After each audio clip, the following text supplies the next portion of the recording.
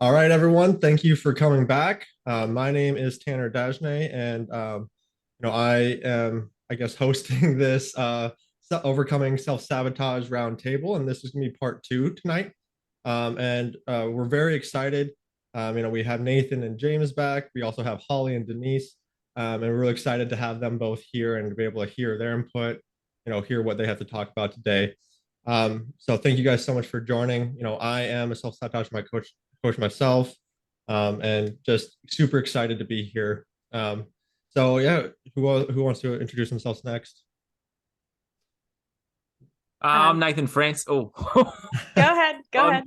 I'm Nathan Francis. I'm 28 years old. I'm from a little town, regional town, 2 hours north of Melbourne. Um, yeah. That's me. So All right, let's just go, Bryce. I'll just call him out.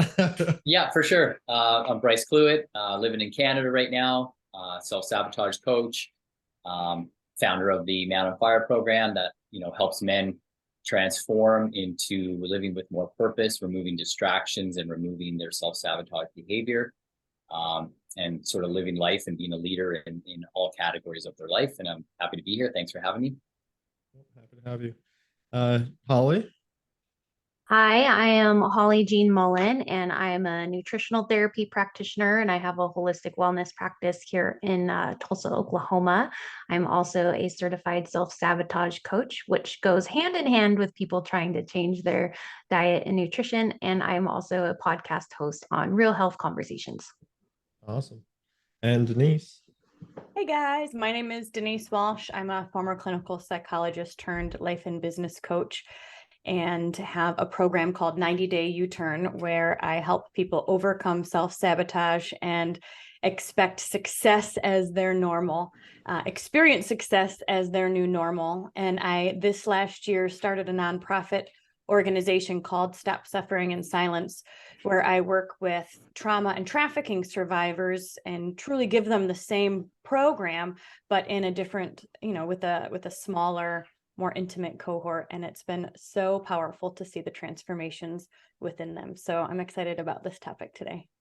Awesome. So excited to hear about it. I think Holly we're gonna jump into Holly's topic first. So Holly, you want to start and we'll go into it? Sure. So tonight I'm going to be talking about nutrition and how self-sabotage works in that whole arena of diet and nutrition. But I think what I have found, it's hard to talk to someone about nutrition if they don't also understand where you have come from, because it's easy to be like the no, do as I say, not as I do, I know better. So I think it's important for listeners to understand kind of like my own back journey. And it really is just that, a nutritional journey. I feel like we are all in a relationship with food, and it's probably one of the most intimate relationships that we have because our food relationships, also like it is with humans, can be really great and happy, or could also be dysfunctional and messy and abusive. And my weight has fluctuated my entire life. I was a fat kid, but then I was also an athlete. I have a history of yo-yo weight gains and losses. I've tried every fad diet. Embarrassingly, I used to say one of my hobbies was fad dieting. I spent my 20s and 30s abusing my body with alcohol.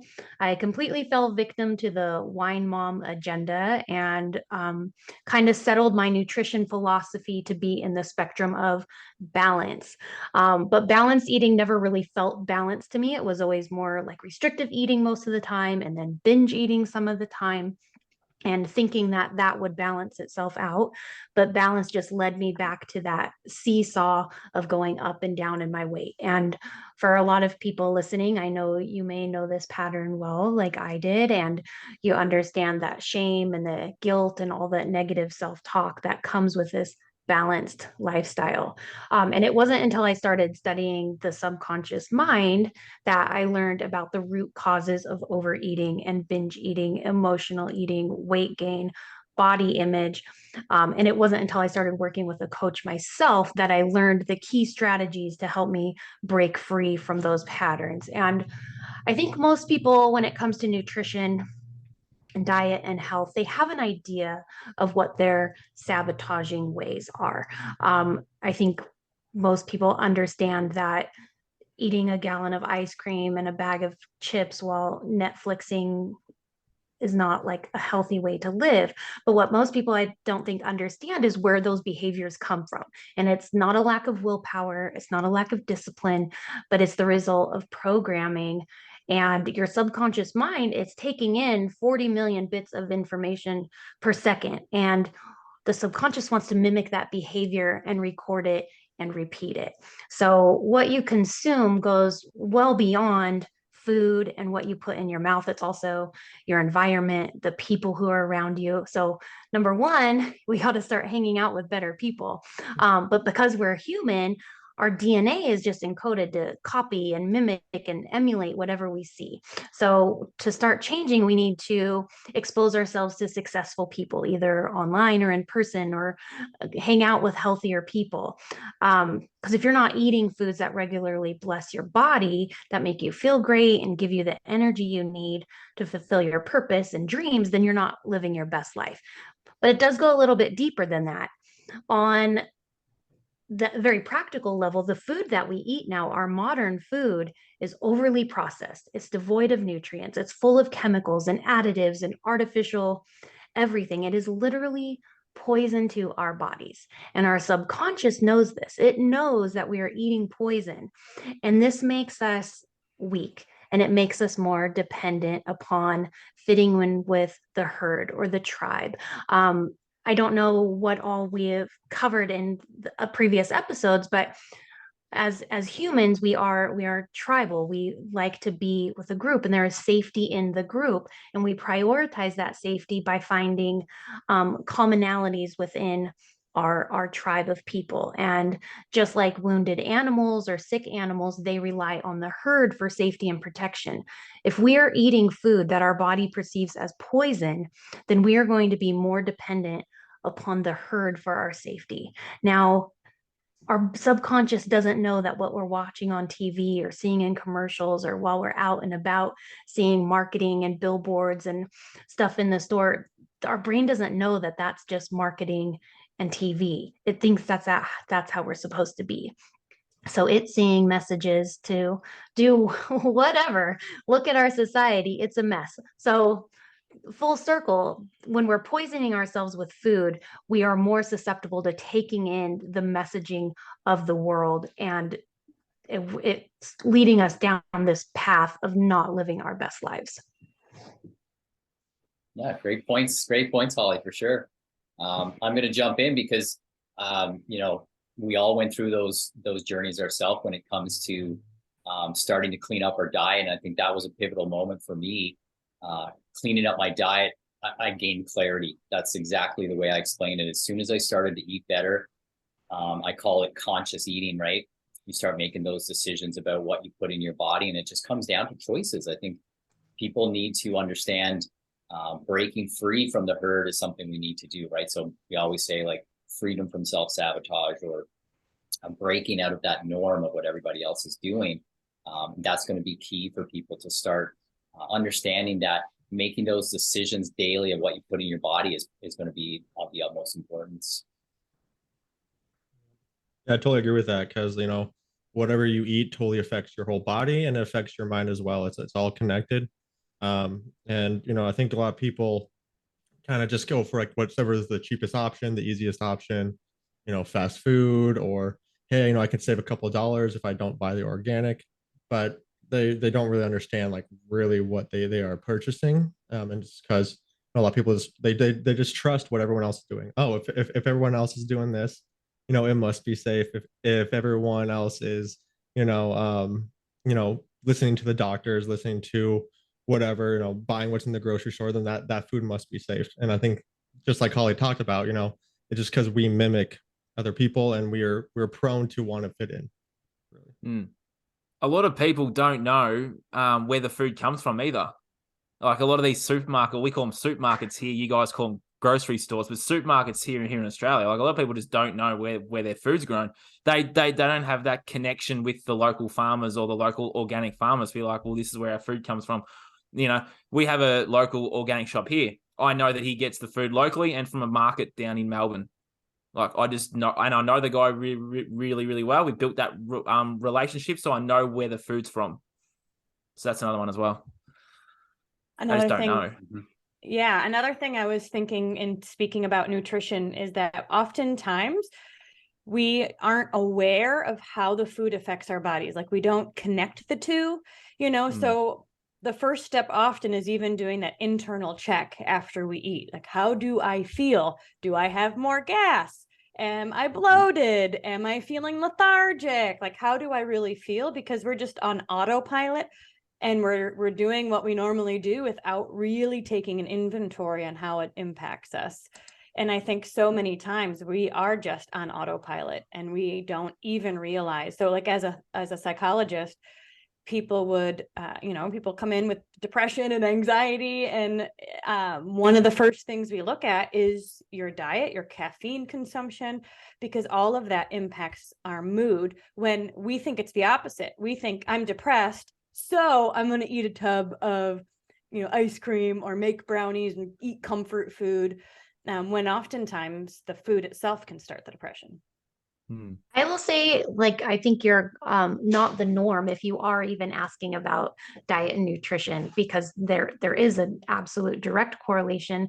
But at least what I see in my area and with my clients, because usually people come to me as a last resort of going to other people, is that is not normally what is asked about. But it is absolutely true, because nutritional deficiencies, gut dysbiosis, blood sugar imbalances, those are going to lead to feelings of depression and anxiety and just a general feeling of unwellness that people will look to, oh gosh, I need a pill for this, or I need to take something for this, rather than looking at what am I eating and making those connections of how it makes them feel.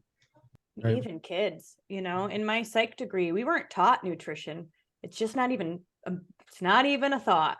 But when you start working with people, you're like, wait a minute, you're eating all sugar. This is not good for you. And now you're having behavior problems, so there's certainly links to what we eat and how it impacts our behavior. Right. Yeah, well, and I think, you go ahead. I was just going to say, I think some of it comes back to, in my sort of, when I'm helping my clients, is leadership, right? Is taking onus on what you're putting in your body. Like we mentioned, how does it make you feel, right?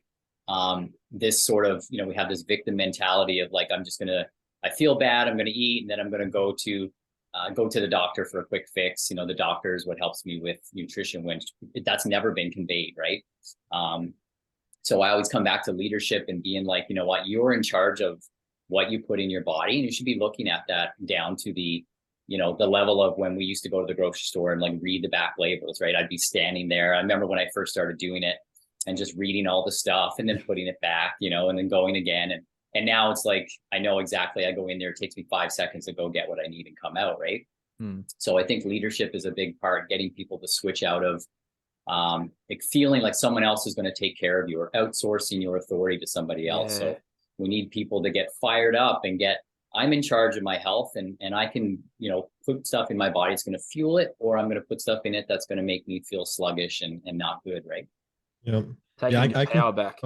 I completely agree with that, because, like the way the system's designed right now, it's really just, we have to take care of our own health, because otherwise we will be in a spot where our health won't be good, because, everything is set up where the food is just toxic, the drinks, the water, the media, everything is really set up in a way to disempower us.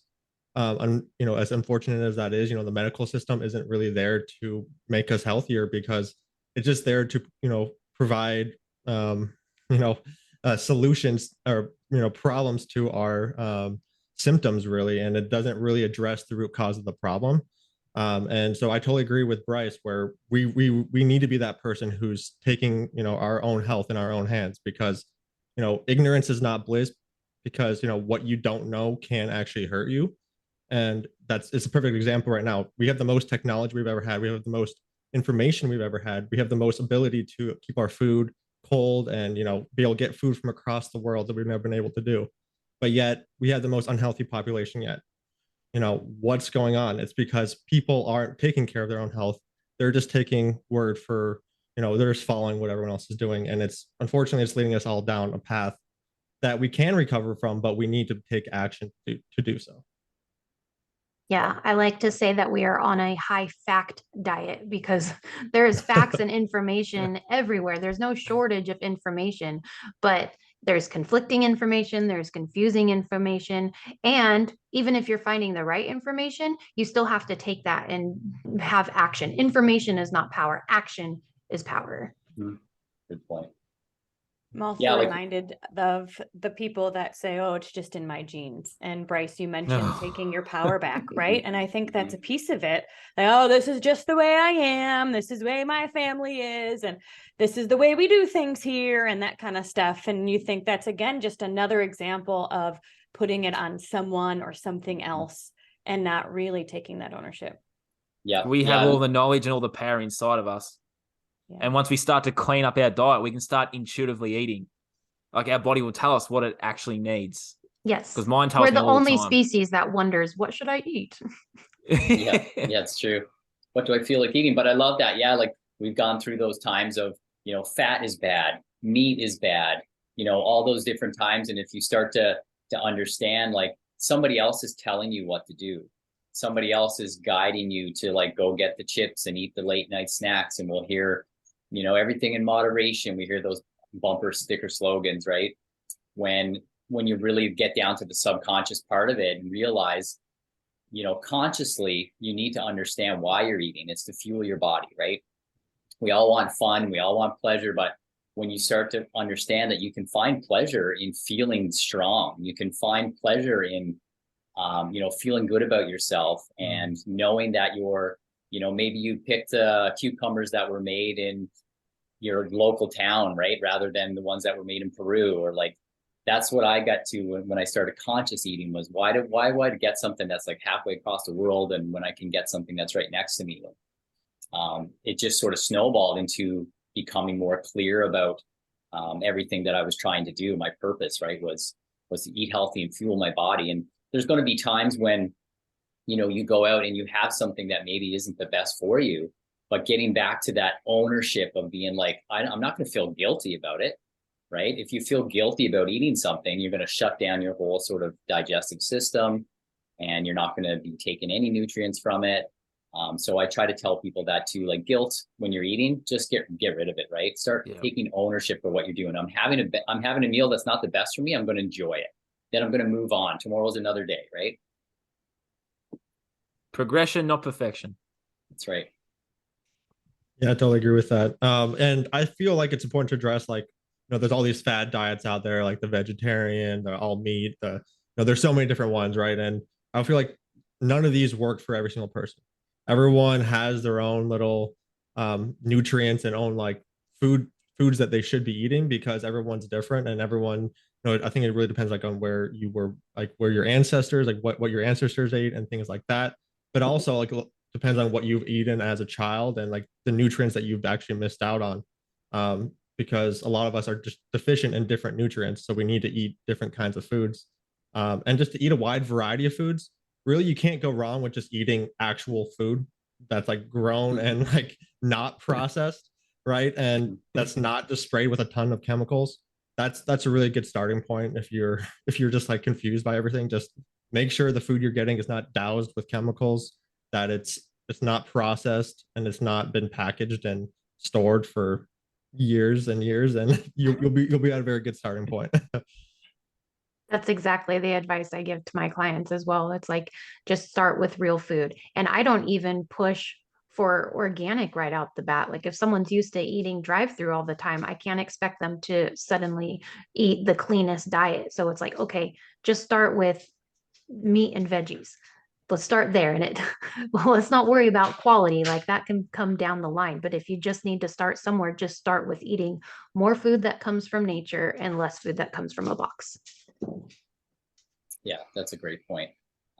And even teaching people that, having a plan. I always tell people that I'm coaching, like, oh, little puppy, just to have a plan, to know that, okay, I eat breakfast because I just fasted all night. I'm going to get some protein in me or whatever. But the whole, like, just reaching for stuff in random times, or, I see a lot of it here in Canada. We'll have, raising money for something, raising money for heart disease, and they're selling hot dogs, right? Or like, it's just consciously thinking, right? I just had dinner, but I'm out, and then I see somebody I want to donate to it, so I'm just going to eat a couple hot dogs. Like, it doesn't make sense, right? So you got to start thinking and having a plan about, what am I doing? Am I trying to build muscle? Am I trying? So just conscious, always trying to use that frontal lobe, right?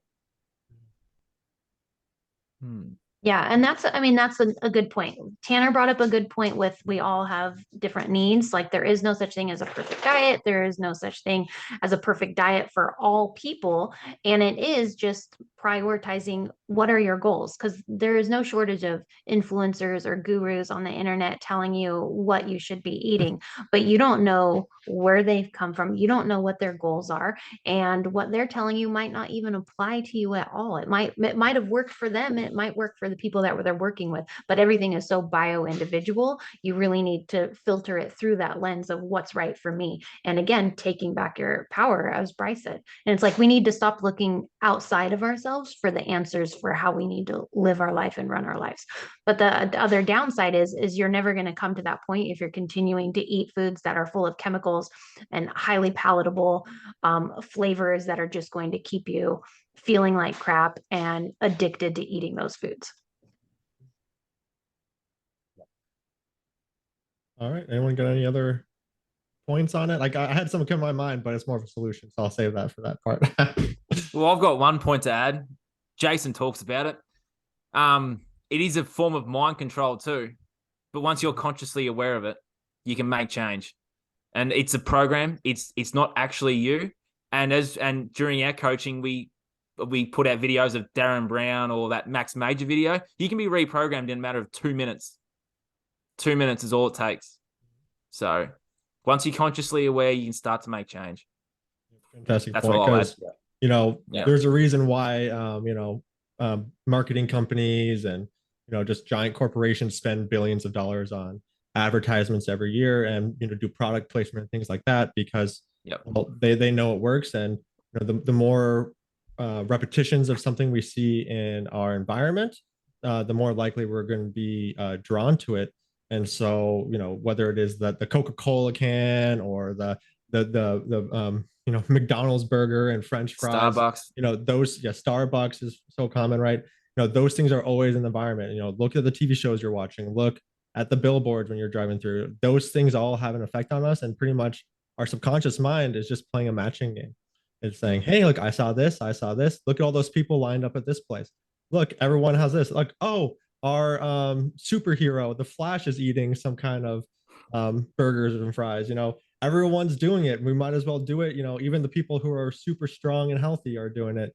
Look, LeBron James is drinking a Sprite. They're like, it's all there, right?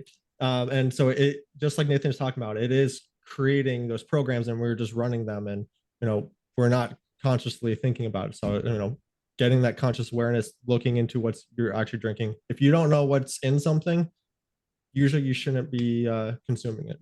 That's another one I'll add too. Hydration is key. Like, a lot of people are dehydrated. Like, in my country, in where I'm from now, like, people are drinking their Coke, drinking their, well, we call them soft drinks, you guys call them sodas. It's the same thing. Like, they're dehydrated. They're not even drinking water. Like, yeah, a lot of people just are running that program of, when they're stressed, when they're feeling the way they are, they'll turn to the Coke, they'll turn to the sugary drinks. So, like, just get back to drinking some water, and then educate them on, well, the water that you're drinking out of the tap's not real water either. But, just start hydrating yourself, because a lot of people out there are dehydrated, and that's another problem as well out there. Yeah, and I think it comes back to taking ownership of your life, right? When it comes to what you're putting in your body. So if you're consciously thinking about what you're eating, you wouldn't be drinking Pepsi first thing in the morning, right? I'm sure there's people out there who wake up in the morning and they have their habits, right? When you start to become conscious, your habits are going to be conscious habits. They're going to be hydrate first thing in the morning after, not drinking all night. So once again, self-sabotage is so important when it comes to recognizing what it is and how it influences you.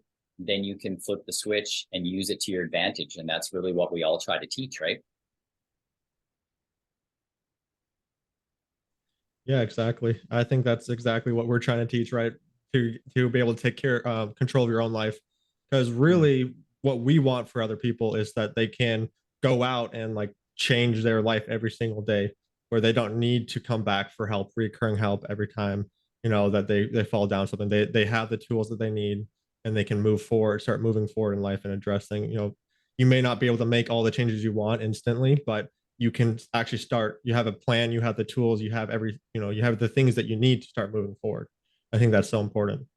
And what can be instant is that decision that you're going to be different. And then base every decision that you make off of the person that you want to be. How would the person I want to be do this? And to let go of being that victim and, oh, well, this happened to me in my life. We've all been through crap in our life. And you can let that be an excuse and a reason to say, I can't do it. Or you can say, hey, that happened. That's not who I am. And that's not going to carry with me into my future. I can decide right now that that changes.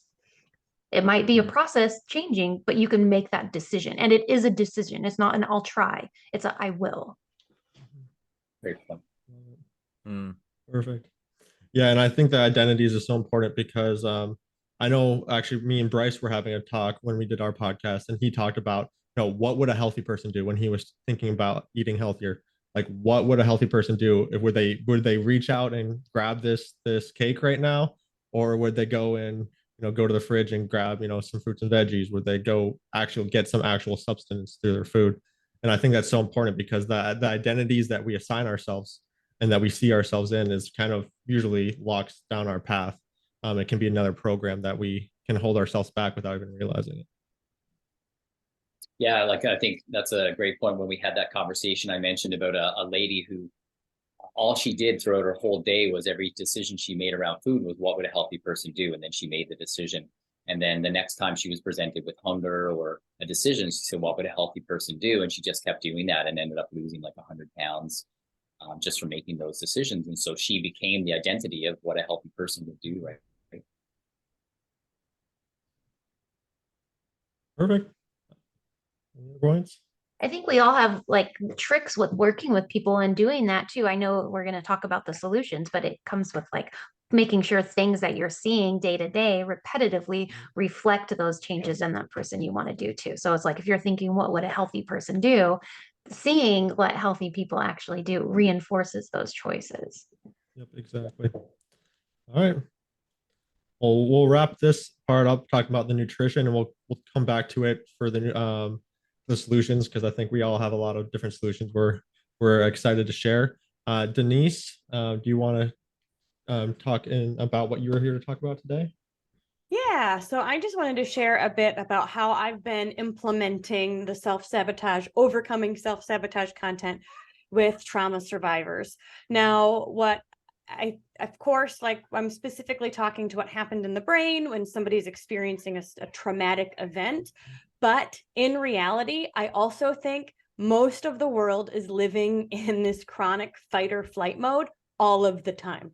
We're living on this hamster wheel, experiencing chronic stress. We have limited relationships. The people we see at work aren't people we're deep friends with, and we don't get to spend, so although I'm speaking about trauma survivors, really, I think this is helpful information for anybody. So when somebody experiences a traumatic event, basically their brain freezes and they take a snapshot of everything that's around them, which is why often a survivor they might not have a good memory on a day-to-day basis, but they can remember details of their trauma. And we can all relate to that. I mean, think about where you were when 9/11 happened, or when Princess Diana died, or when these big life events happened. You remember exactly where you were, what was going on, and our brain just like takes a snapshot. But what happens is your body also starts to excrete these chemicals And those chemicals are released throughout your body, putting you into the fight, flight, freeze, or fawn mode, right? We tense up, our blood goes from our brain to our limbs. We activate the sympathetic nervous system, and now we no longer can think. We just act. And we default to, whether it's fighting or running or freezing or fawning. Fawning is like people pleasing and trying to ignore the situation and just like try, again, you think domestic violence survivors, they are often trying to appease the situation and bring it down. And so what happens is that this can be the normal.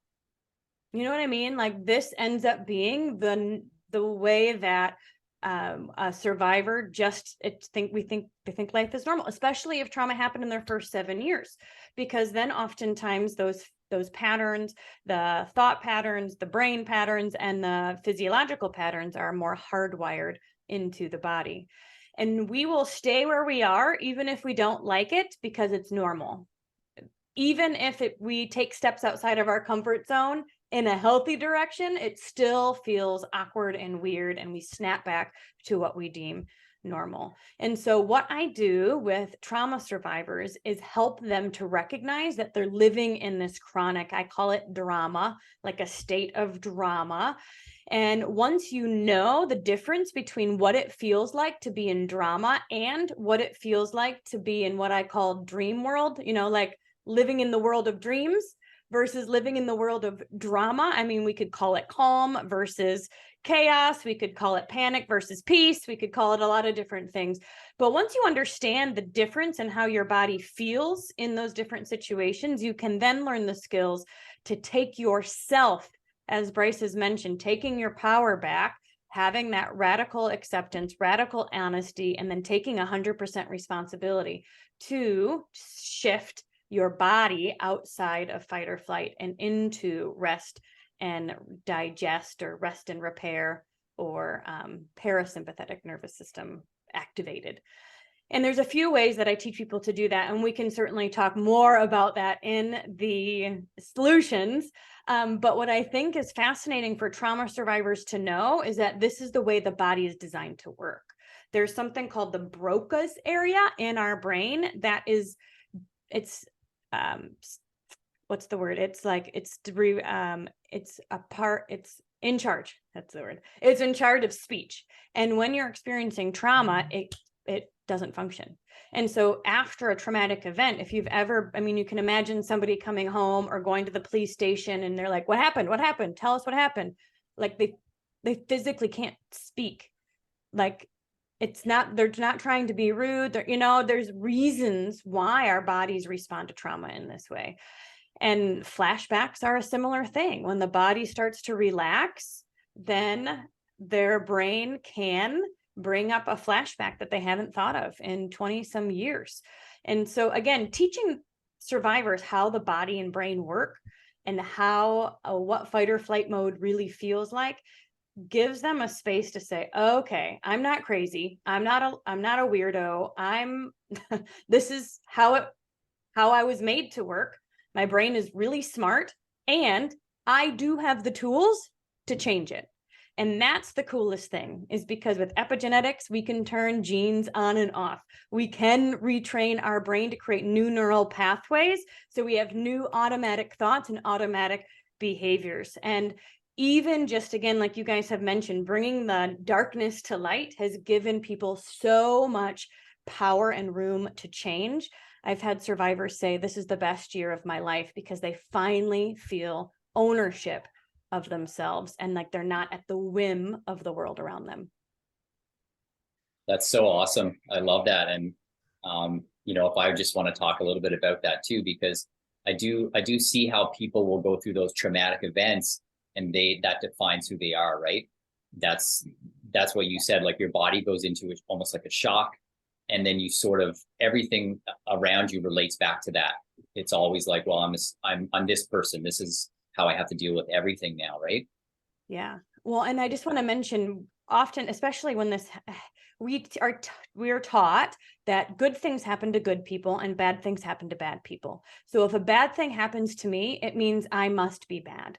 And so instead of saying the person who did the bad thing is bad, we often carry that shame ourselves, and then that becomes part of our identity, which we know is a part of that self-sabotaging, because we will never out earn, we will never out experience our own expectations. And so that just keeps the cycle going. I completely, oh, you go for it. Oh, I just had a quick question. Can you speak to, like, so you're working with people with traumas.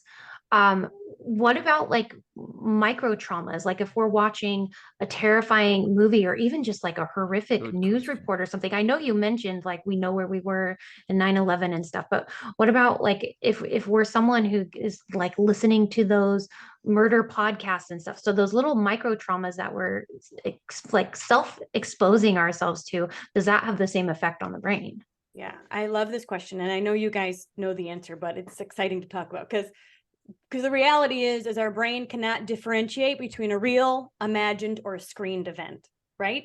And so it's talking to our reticular activating system. All of anything we see in our environment is our reticular activating system is scanning and saying, is this important? Is this normal? Is this who I want to be? And it doesn't know. Your brain doesn't know if this is a movie or if this happened in real life. And so absolutely, yes. Yeah, I feel like anything. Oh, no, go ahead. Your turn. Yeah, I feel like anything highly emotional, right, is going to have a really big impact on our subconscious mind. And I know for me personally, like when I hit like what I call my rock bottom, that was a really emotional point. I think for a lot of people who have made big changes like that, like the reason why they will make those changes usually pretty quick is partially due to what they know, but partially just to that highly emotional experience saying, hey, I know this is not right now.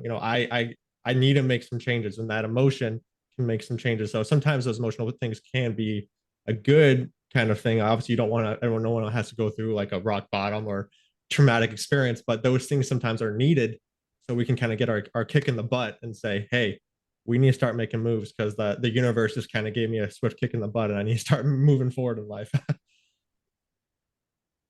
Yeah, 100%. And back to Holly's point, I see that maybe sometimes people will be in that cycle of a traumatic event. They like that chaos. Maybe they grew up with chaos, and then they get drawn to the crime dramas and the Kardashians, like the constant drama in their lives, right? And that's who their identity is. So they identify with it on TV. So we always talk about, removing distractions, and that's part of it, right? Just a simple thing of removing that distraction, not becoming somebody who's drawn to it. And then, you're somebody now who gets drawn to positive reinforcement, right? So definitely ties into what we talked about. Well, and there's a reason why survivors are re-victimized. And it's, part of it is self-worth. Part of it is going back and maybe even not recognizing red flags, but it's like, this is the mode that it seems normal, and so they keep kind of going back. But you can absolutely break that cycle, but it is quite interesting. I did a family tree chart with one of my girls and had her draw her family tree and then list, eating disorders, sexual abuse, even just degrees. Did people go to college? Did they graduate high school? Were they overweight? Like just all these, family or person conditions, and then of course relationship patterns. And she said everyone up into her grandparents, she didn't know her great grandparents as easily, but every single woman in her entire family, including aunts and cousins, had eating disorders. Wow. And it's just, again, so fascinating to see how the normal can bleed, and how once you break that cycle, you're truly changing generations. Yeah, that's so powerful. And I think it's important to kind of address like, we learn through like frequency, and then we're usually chasing that frequency, right? Like that chaotic frequency, that traumatic frequency, that we all know that. But and even like on a quantum like physics level, like they've discovered that pretty much everything is made up of energy. So before quantum physics, we all knew everything was made up of atoms. But even now with quantum physics, we know everything's broken down to 3 quantum particles. their names don't really matter. But what you need to know is that these quantum particles are just energy vortexes. So these energy vortexes literally make up everything. So they make up you, me, they make up the my background, right? They make up everything. So the words come out of my mouth, it's all the same stuff. So, when we experiencing something like that and we have those thoughts over and over, we're literally creating that frequency and we're recreating that frequency. So when we're watching those things on TV, we're recreating that frequency. And that's why we usually go back to that frequency that we knew from when we were children. It really makes you kind of pause when we look at all of the children's shows and movies and how traumatic they are in terms of usually a parent is dying or both parents. But I'm particularly thinking of like Disney films, but it's like I can't imagine a Disney film where someone significant in the main character's life does not die or there's not something traumatic. And to what you said earlier, Denise, how our brains don't know the difference between what's on the screen and what's in real life. Like it really makes you kind of wonder, like, what are we doing to the minds of young children? Like maybe they do have a happy home, but here we are putting us the stuff on TV in front of them. It's kind of scary. Well, the people who rule us do that purposely because the children are the target. Every child that's been born after the millennium 2000, they are so powerful and they know it, and that's why they're the target. Now, I went pretty deep there, but that's just from what I'm. No, you're totally right, and I mean, it comes back to the energy as well of having a traumatic event or just having a chaotic environment, and then you find that energy in food. Some people will find it in food, and that's what I think stems off to the eating disorder. Some people will find it in abusive relationships. Some people will find it in alcohol, and it doesn't matter what the vice is. It matters of what we're trying to say is interrupting that process, being aware of what it's doing and what you're feeling, and that there's nothing wrong with you. It's by design. It happened, and now you have the power to take control and to pivot and start to change. And we all should be changing throughout our life. I remember, I'll never forget one time a friend of mine from high school said, "You changed so much." And I was like, "Thank you so much. I really appreciate that," because who wants to be the same person they were 20 years ago, right? Unless you started out, doing everything correctly and eating healthy and stuff. But for most of us, we all went through changes, right? Yeah. And that's important and should be embraced by everybody. So yeah. Love, change the frequency from fear and hate into love and watch your life change. I know it's cliche, but the love frequency, like you find that love for yourself and you can love everyone around you and you can allow that in and express that out. Like that's the frequency to change into love, because we're all pure love anyway. I remember one of the girls I was working with was like, will I ever not be triggered? Because she had just come from, I mean, it's horrific. She wrote a book about it. It's really powerful, but it's horrific. But she couldn't live a normal life. She couldn't leave her house. She couldn't go to the store. I mean, all these things. And I said, yes, yes, you can. And I think my confidence is half of it. Like she has to kind of borrow my belief before she believes it herself. But what I said is the triggers will still be there.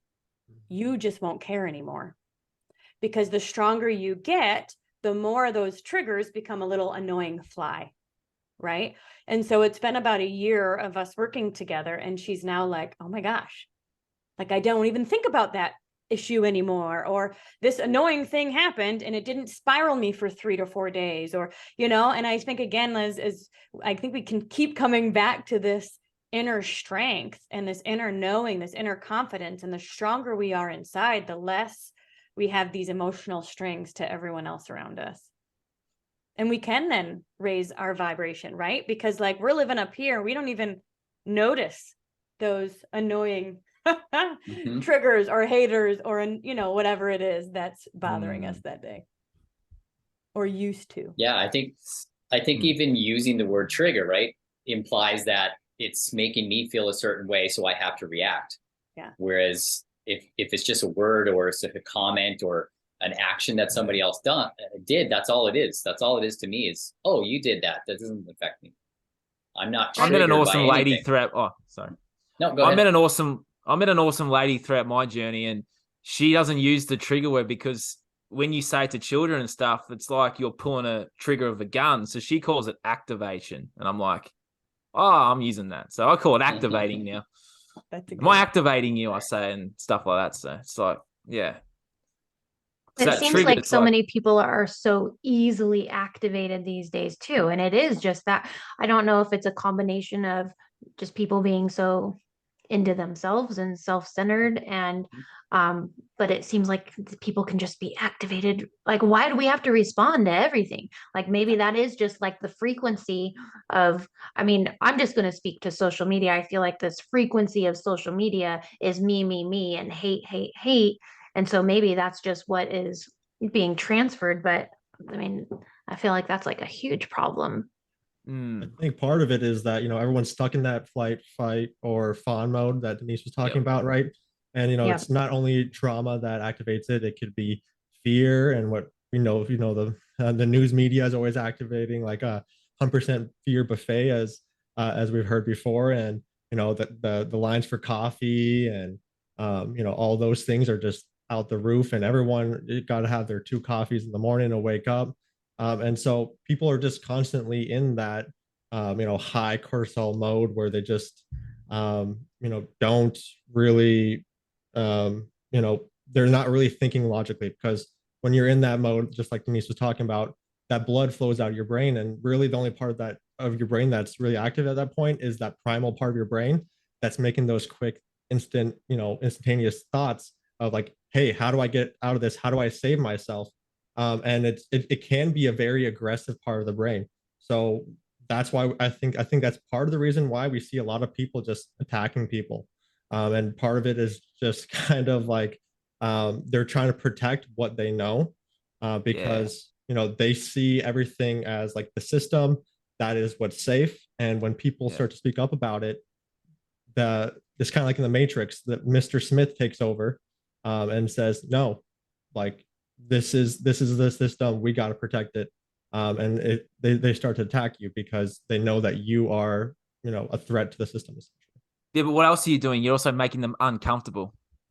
People are very, very comfortable with being comfortable. And if someone like us or anyone else speaks up, you're interrupting their comfort. And I don't want to be uncomfortable, because people are so comfortable in their comforts as well. And that's Exactly. what's activating them. You're activating them and making them uncomfortable, and they don't want to be uncomfortable. Yeah, That's and how I see it.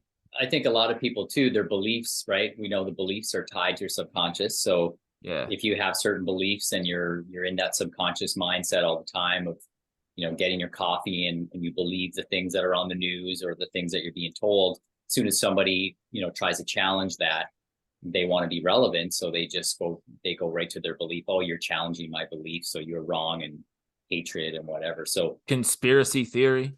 yeah, like, so, I mean, I think getting out of the subconscious into the conscious is a good theme. And we know that bad food will activate it, or, toxic load on your system, whether it's from, drugs, alcohol. I always talk about it with my guys is removing the distractions, right? All the stuff that's distracting you from being clear, having clarity, having purpose. That's important for people to understand that, you need to remove some of those distractions. And yeah, they're put there on purpose for us, for our men to specifically, not take action and just sit back and watch it on TV, watch the hero on TV, right? Not be the hero in real life. So. Spot on. I think that's such an important point because we all have a purpose. Like, we're all here for a reason, and the most threatening thing is powerful people and people fulfilling their purpose every day. And so if we can keep them sick and unhealthy with their food, keep them traumatized, keep them distracted, that's really the perfect storm for limiting people's potential. And so we know from the line of work that we do that it really is just an attack on people to keep us small, and that is the strategy. It reminds me too of, as I mentioned, this sympathetic nervous system versus parasympathetic nervous system, or fight or flight versus rest and repair, is not just activated, as Tanner said, in a traumatic situation, but for those living in chronic stress, they're also always living in fight or flight mode, which is why short-term decision making all the time, because I don't even have the capacity to think about something else. I just want what's easy right now. And if you think of the powers that be creating a system that's what the norm is, like, of course everyone's self-sabotaging, of course everyone's in debt and overweight, because that's what happens when you're living in fight or flight mode all the time. 100%. Yeah. Completely agree with that. Oh, we're gonna say Salt, something? sugar, and fat. That's the remedy, right? For Yeah. when you're feeling stressed or you're feeling, that energy of wanting to be in chaos. It's the scientists have created salt, sugar, and fat as that magic recipe. That bliss point. Yeah. Mm. Genius. I feel like not only like those things can trigger it, but the system's kind of just designed around short-term thinking too, right? We got that the quick pill or that a quick fix pill that you can take and you'll lose all your weight, or you can fix your disease, or you can do this real quick and you can cure your disease, or all those different things that really it's just short-term thinking, short-term thinking, short-term thinking is just kind of shoved down our face. But I think a lot of short-term thinking leads to self-sabotage because people aren't really thinking, where is this going to take me down the road, right?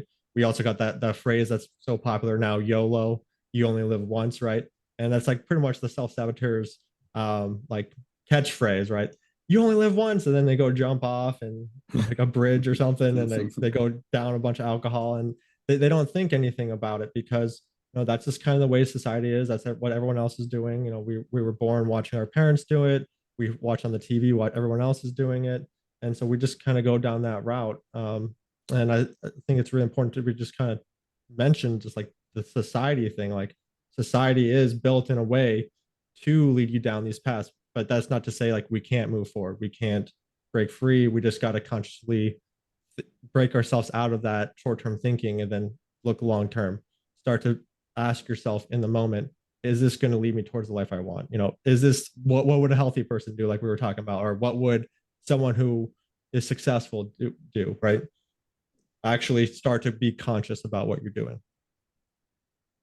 Yeah, that self-talk. Is this building my dream or is this building my nightmare? Yeah, that conscious awareness and that self-talk is so important. Anyone else want to mention anything else? Well, no, I mean, I'd like to mention maybe something about that transition from child to adult, right? We talk about that where, children will look for pleasure, right? They're looking for pleasure at every turn, the next 5 minutes. And we see a lot of adults doing that, right? We see adults, looking for, they have nothing that they have planned to do. So they're looking for the next Netflix show to watch, the next series and the next food, and posting pictures of, all their Halloween snacks that they're stealing from the kids. And it's classic childlike behavior. So, knowing that people need to transition into an adult, and an adult makes decisions based on 5-10 years in the future, planning things ahead, planning your next day.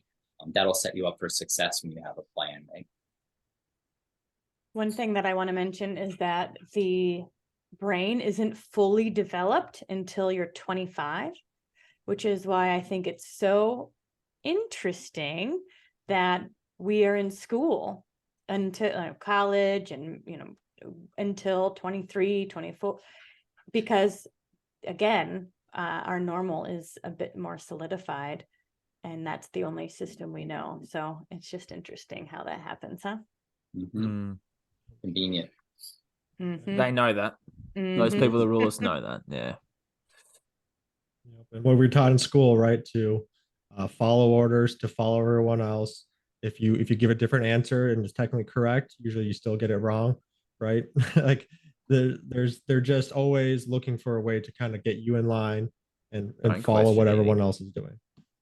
Yeah, and I mean, I think school, we talked about it before. I know Nathan and I talked about it, helping the children, but that authority that comes with, sealing the deal in your subconscious, right? When you have a product on TV and you have a celebrity showing it, your subconscious is going to all of a sudden adopt it and be like, oh, that's awesome. I need that. I have this awesome celebrity that I love. So I think school is kind of built around that. It's built around, listen to the teacher, listen to the white lab coat that you see on TV, listen to these authority figures and follow what they're doing. So Now we use celebrities. We use celebrities to endorse all the products or to endorse certain things that happen that get put in you to be healthier. We see it on Instagram with these influencers getting paid money to sort of, tell people that they need to do those things. So I'm not going to get into saying what you guys probably know what I'm talking about, but I think that's what school is really what it's built for, is to form your opinion, to follow the lead of the person who's the perceived authority, and they determine who that is. It's not yourself. It's stripping children of their power between the ages of 5 to 22, 23. Children come out of these brainwashing centers and they have no power at all. It That's the starts work even I'm younger doing than right that. now. I feel like this you're could be right. a whole Another separate one, topic. yeah. This is like my passion, working with kids and teens, like doing this work with them. So It's yeah, so because important. there's a lot of brainwashing there. Well, and that's part of my story too, is I got my first real job, right? I was 24, 23. I just graduated with my master's. I'm off to change the world. And then I didn't have anyone telling me what to do next.